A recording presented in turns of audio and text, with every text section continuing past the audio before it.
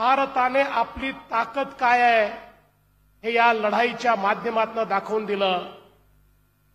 पाकिस्तान मधले दहशतवादाचे अड्डे केवळ पाक व्याप्त काश्मीर मधले नाही, पाकिस्तानातले अशा ठिकाणी त्यांनी अड्डे बनवले होते, त्यांना वाटायचं इथे भारत पोचूच शकत नाही। त्यांना माहिती नव्हतं की 2014 नंतर मेक इन इंडिया मध्ये मोदीजींनी कुठले अस्त्र तयार केलेले आहेत, त्या अस्त्रांनी थेट दहशतवाद्यांचे अड्डे उद्ध्वस्त करून टाकले।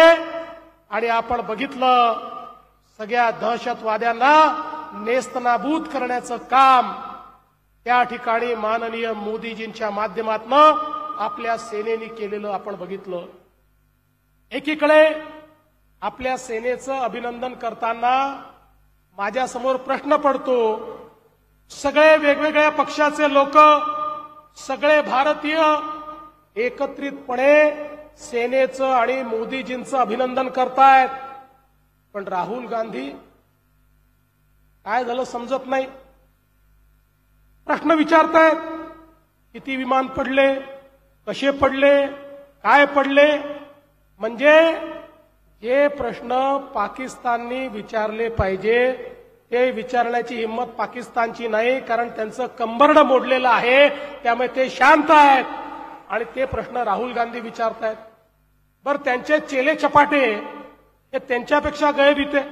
परवा एक चेला चपाटा म्हणाला हे चायनाचे 15-15 हजार रुपयाचे ड्रोन त्या ठिकाणी आले आणि त्याला 15-15 लाखाचे आपण मिसाईल सोडले। आता या मूर्खांना हेही माहिती नाही की शेतीमध्ये फवारणी करण्याचे ड्रोन आणि बॉम्ब घेऊन येणाऱ्या ड्रोनमध्ये काय अंतर आहे। इतके मूर्ख आहेत।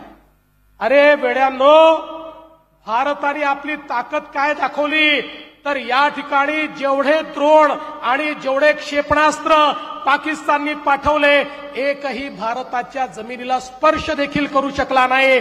हवेतच ते सगळे तहस-नहस करण्याचं काम हे भारताने केलं।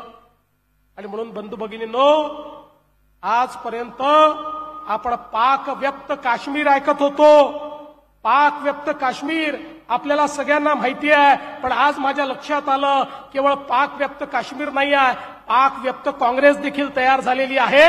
आता काँग्रेसच्या डोक्यावर पाकिस्तानी विचाराने अशा प्रकारचा पगडा केलेला आहे की ऑपरेशन सिंदूरवर देखील बरं तरी आपल्या सेनेनं यावेळी, कारण मागच्या वेळेस त्यांनी विचारलं खरंच बॉम्ब पडले का, खरंच काही झालं का, यावेळी आपल्या सेनेने त्याचं लाईव्ह चित्रणच दाखवून दिलं।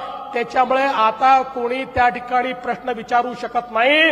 आणि जगातल्या मीडियाने सांगितलं, जगातल्या, की पाकिस्तानमध्ये ताकद नव्हती, हिम्मत नव्हती आणि म्हणून पाकिस्तानने भारतासमोर घुटणे टेकले आणि सीज फायरची मागणी केली आणि आपण त्या ठिकाणी मोठं मन दाखवून ते सीज फायर मान्य केलं।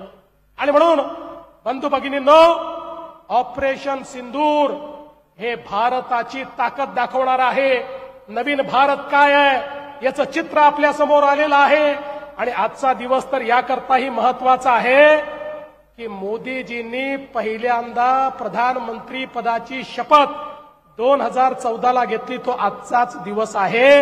11 वर्ष मोदीजींनी पूर्ण केले।